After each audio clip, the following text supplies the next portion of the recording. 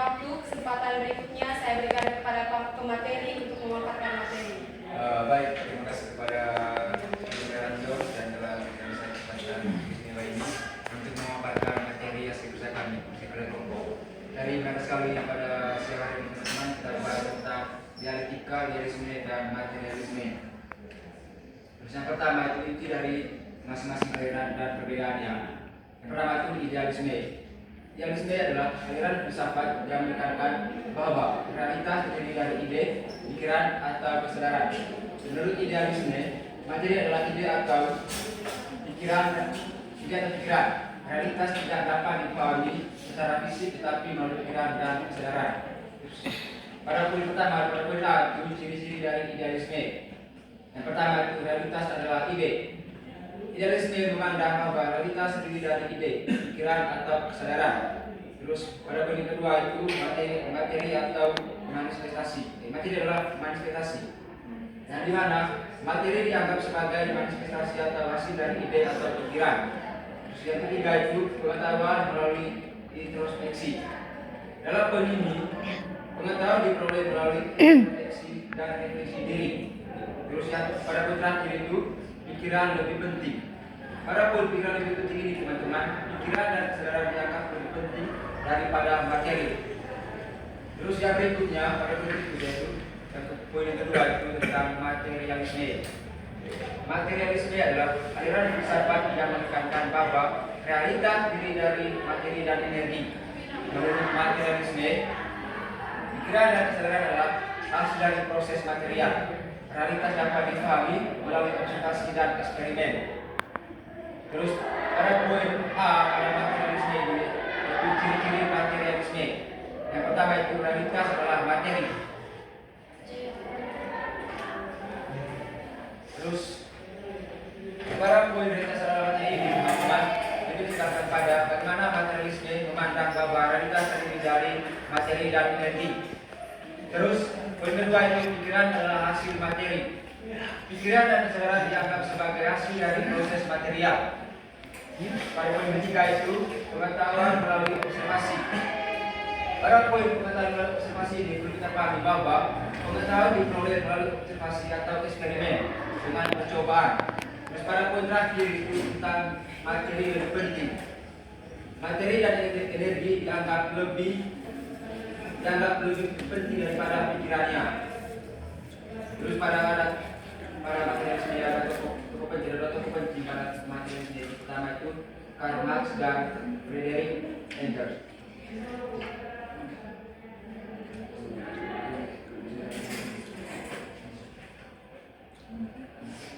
Yang berikut perbedaan idealisme dan materialisme. Yang pertama, pandangan tentang realitas. Yang kedua, pandangan tentang pengetahuan. Yang terakhir, pandangan tentang pikiran dan materi. Oke, yang pertama dari Immanuel Kant, yaitu idealisme.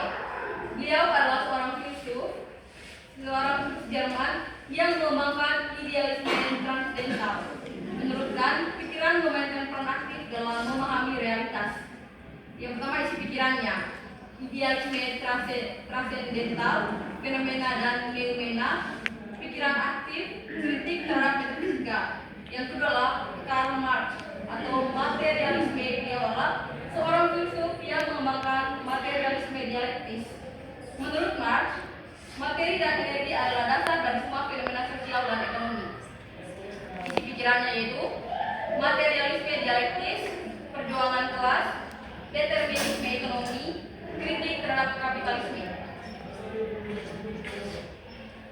Selanjutnya relevansinya bagi pemikir. Yang pertama, relevansi idealisme bagi pemikir. Yang pertama, pemahaman tentang realitas, peran pemikiran dalam pemahaman realitas, pengembangan teori pengetahuan, dan implikasi etis.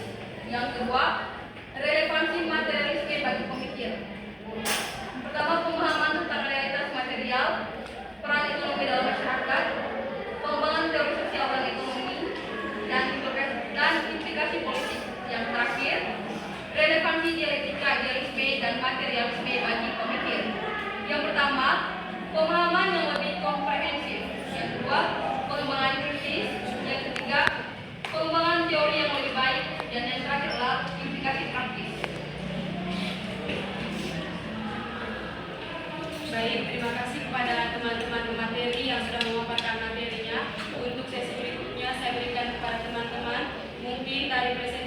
kami tadi ada hal yang membuat teman-teman bingung dan masih ada yang perlu dipertanyakan, kesempatan saya berikan.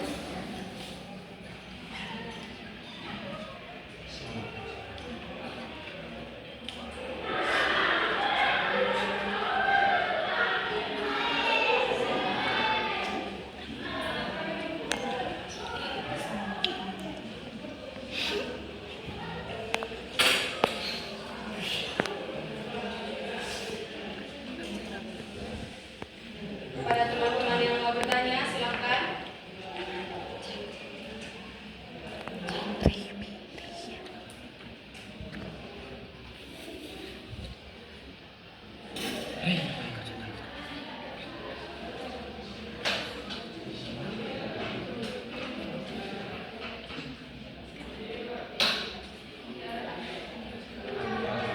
Kalau misalkan tidak ada pertanyaan, mungkin ada tambahan dari teman-teman terkait materi yang sudah kami sampaikan.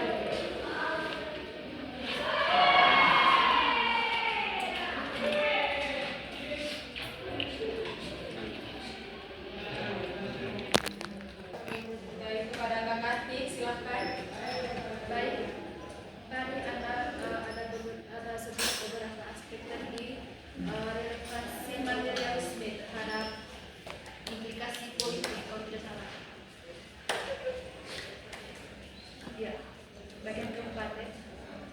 Sekarang pertanyaan dari saya, bagaimana dialektika antara idealisme dan materialisme dapat membantu perubahan sosial dan politik sekarang? Bagaimana implikasi antara idealisme dan Bagaimana dialektika antara idealisme dan materialisme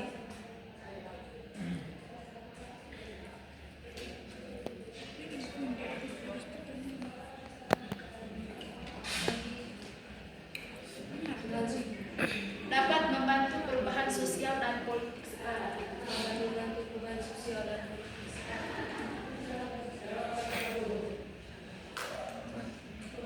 Membantu perubahan sosial dan politik sekarang. Sudah? Terima kasih Kak Karti. Mungkin masih ada lagi yang mau bertanya, silakan.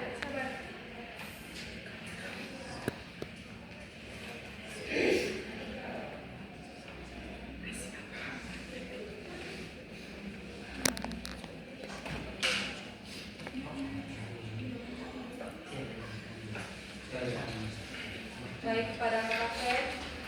Baik, terima kasih teman-teman. Di sini saya menerangkan tentang dari tadi kalau sudah jelaskan orientasi dan dan kurikulum. Nah, di sini saya kurang paham dengan implikasi etis apa yang implikasi dari orientasi yang di sini tadi. Apa yang menjadi Implikasi etis dari orientasi idealisme tadi saya kurang paham. Kita jelaskan lebih konkret. apa yang menjadi implikasi etis dari relevansi idealisme bagi pemikir? Sudah tentu. Apa yang menjadi implikasi etis dari relevansi idealisme bagi pemikir? Sudah. Kepada teman aktif, Baik, terima kasih atas waktu dan kesempatannya. Apakah perubahan masyarakat lebih dipengaruhi oleh perubahan ide atau materi? Berikan penjelasan dari kedua aliran tersebut. Apakah perubahan masyarakat lebih dipengaruhi oleh perubahan ide atau materi? apakah perubahan masyarakat lebih dipengaruhi oleh Perubahan ide dan materi? Ide dan materi atau ide? ide dan materi. Idealisme dan materialisme. Oke, baik. Berikan penjelasan dari kedua aliran tersebut. Bagaimana teman-teman sudah ulang? Kakak kita ulang. Apakah perubahan masyarakat lebih dipengaruhi oleh perubahan ide dan materi? Apakah perubahan masyarakat lebih dipengaruhi oleh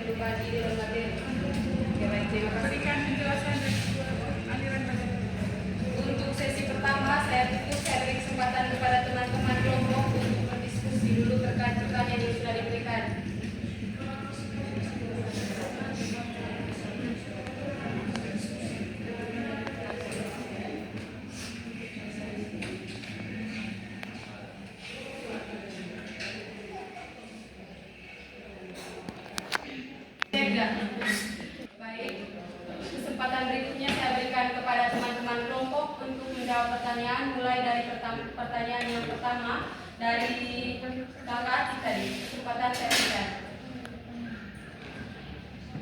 Oke, jadi pertanyaan tadi relevansi materialisme dan politik tentang bagaimana dialektika antara idealisme dan materialisme. Dari sini, dialektika antara idealisme dan materialisme membantu perubahan sosial dengan menggunakan analisis materialisme untuk mengidentifikasi masalah ekonomi.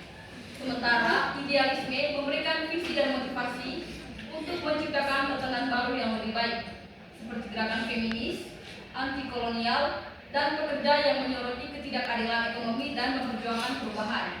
Yang pertama, relevansi materialisme dalam politik, yaitu analisis struktur ekonomi. Materialisme politik berargumen bahwa hubungan produksi dan ekonomi basis bersifat fundamental dan mempengaruhi serta membentuk institusi politik, hukum, dan ideologi. Lalu yang kedua, transformasi sosial. Perubahan sosial dapat terjadi ketika ada konflik dalam struktur ekonomi yang kemudian memicu perubahan pada superstruktur. Contohnya, reformasi industri atau redistribusi kekayaan adalah sosial yang didasari oleh analisis ekonomi untuk mengurangi ketidakadilan kelas. Yang berikutnya, kerangka berpikir kritis. Materialisme memberikan kerangka untuk menganalisis secara kritis bagaimana struktur ekonomi mempengaruhi kebijakan dan ketidakadilan sosial. Jadi itu adalah relevansinya. Sedangkan dari dialektikanya, yaitu dialektika idealisme dan materialisme untuk perubahan sosial dan politik. Yang pertama, memahami kebutuhan material. Materialisme membantu mengidentifikasi masalah-masalah konkret dan material di masyarakat, seperti kemiskinan, kegelapan, atau eksploitasi, yang menjadi akar masalah dalam politik. Yang kedua, menentukan visi dan tujuan. Idealisme memberikan visi, nilai, dan tujuan untuk perubahan. Ide-ide ini menjadi motivasi untuk tidak hanya menganalisis masalah, tetapi juga memperjuangkan solusi yang lebih adil dan manusiawi, yang kemudian menggerakkan gerakan sosial. Yang terakhir, mendorong aksi kolektif. Materi analisis kombinasi dan visi ideal mendorong aksi kolektif. Misalnya, gerakan pekerja tidak hanya sadar akan kondisi kerja mereka yang buruk, itu dari segi materi, tetapi juga memiliki visi tentang masyarakat yang lebih adil, itu dari idealismenya, untuk memperjuangkan perubahannya. Mungkin ada tambahan dari teman-teman kelompok yang lain, silakan. Baik. Saya menarik sekali dari pertanyaan dari kakak yaitu tentang dialektika dan idealisme. Di mana itu dialektika dan idealisme, dialektika idealisme dan materialisme itu dalam kehidupan sosial dan politik. Kalau bicara dialektika idealisme dan materialisme adalah sebuah pendekatan besar. Dalam aliran filsafat ini, dalam pendekatan ini membahas tentang bagaimana itu terjadi, bagaimana itu terjadi. Kalau kita bicara tentang idealisme, kalau bicara idealisme, maka berarti bicara tentang perubahan dimulai dari gagasan, nilai, dan pemikiran. Itu kalau kita lihat dari idealismenya. Terus ada juga kontribusi dari idealisme pada perubahan masa kini. Yang lebih konkret dan lebih khusus yaitu pada perubahan sosial dan politik. Pertama itu mendorong gerakan berbasis nilai. Dalam mendorong gerakan berbasis nilai ini, jadi dikenal sebagai gerakan sosial modern seperti aliran IKM ini, IKM, HAM, dan anti korupsi, integrasi dan kesetaraan gender biasanya dimulai dari gagasan atau dimulai dari idealisme. Terus yang kedua itu dalam kontribusi idealisme ini itu berubah pola pikir masyarakat. Kalau kita bicara politik, masyarakat lebih cenderung bahwa dalam berpolitik itu berarti ada musuh ada lawan. Tapi di sini idealisme bahkan itu mengubah pola pikir masyarakat yang mana pada poin pertama di sini itu penguatan budaya demokrasi melalui pendidikan politik, terus penolakan terhadap kekerasan atau hoax lewat literasi media. Terus poin ketiga itu membentuk kepemimpinan transnasional. Pemimpin yang memiliki visi idealisme mampu menggerakkan masyarakat dengan narasi integrasi. Terus pada materialisme itu kita bicara tentang perubahan pengaruh kondisi sosial, ekonomi, dan nyata.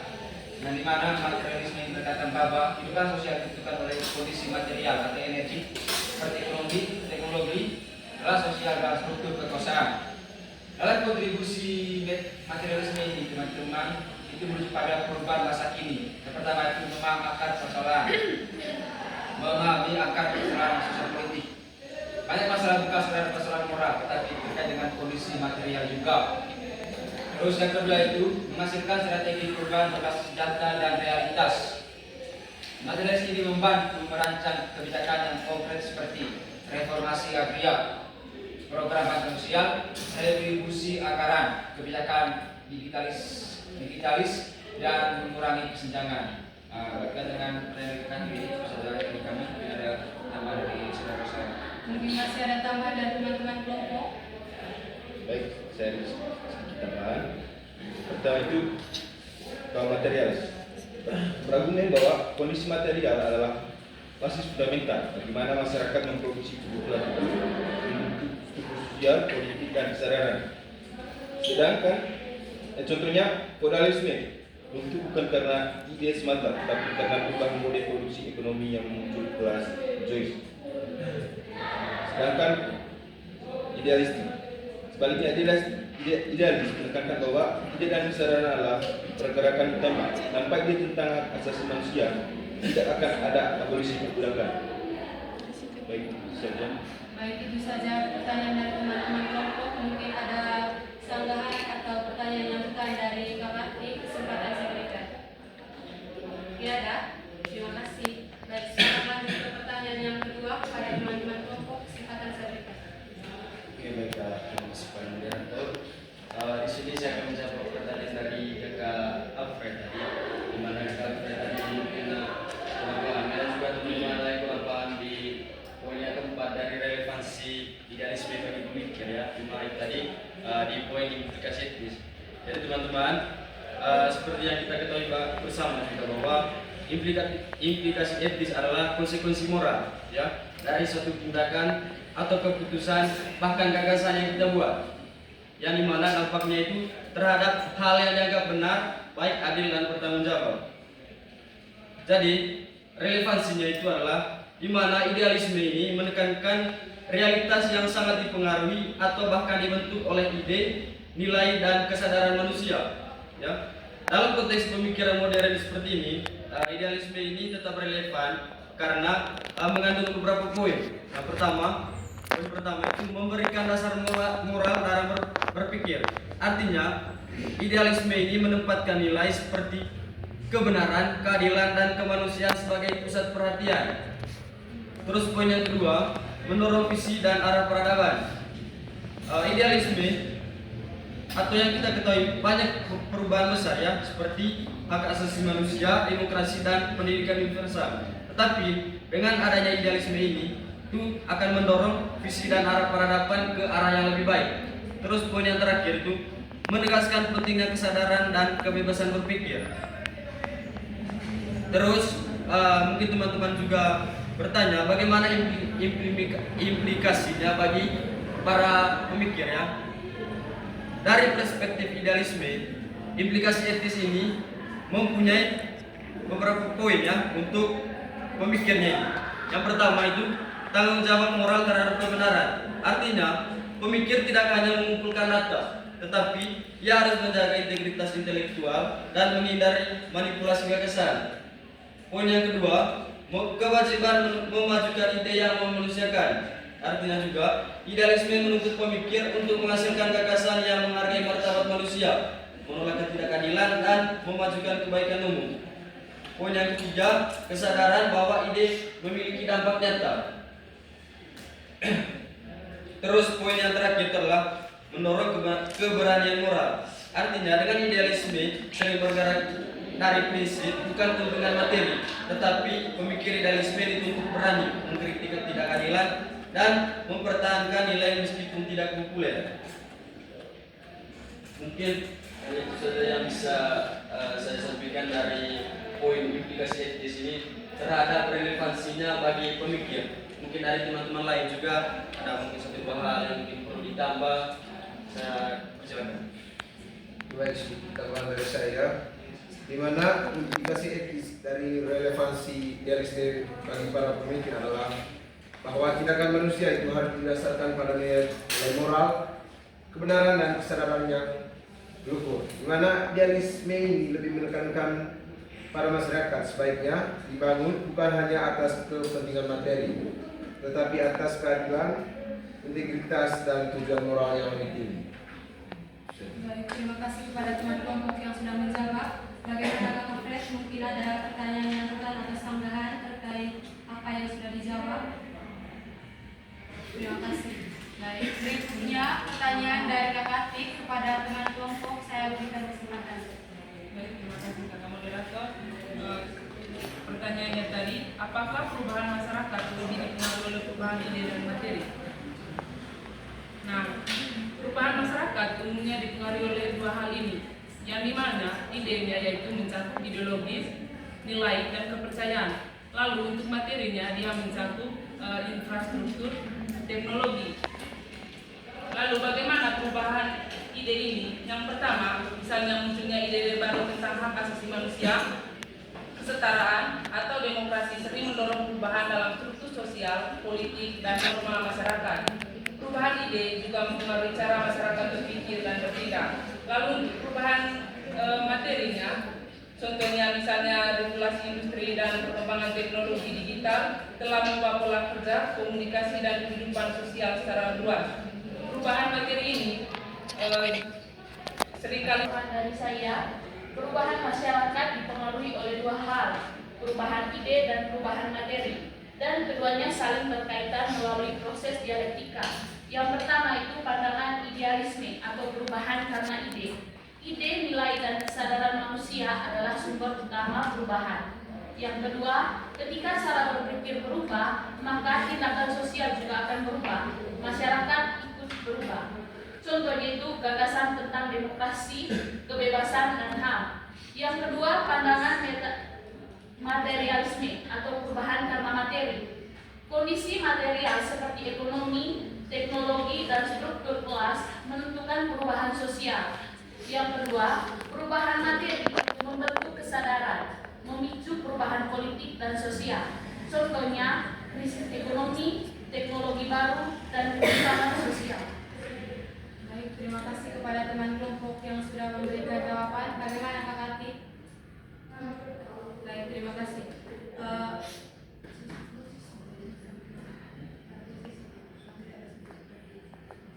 Baik, untuk sesi pertamanya saya tutup dan sekarang saya buka lagi sesi keduanya.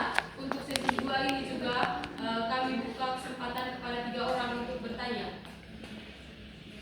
Pada Kak Eri, silakan. Baik, terima kasih kelompok yang telah presentasikan terkait dengan idealisme dengan materialisme.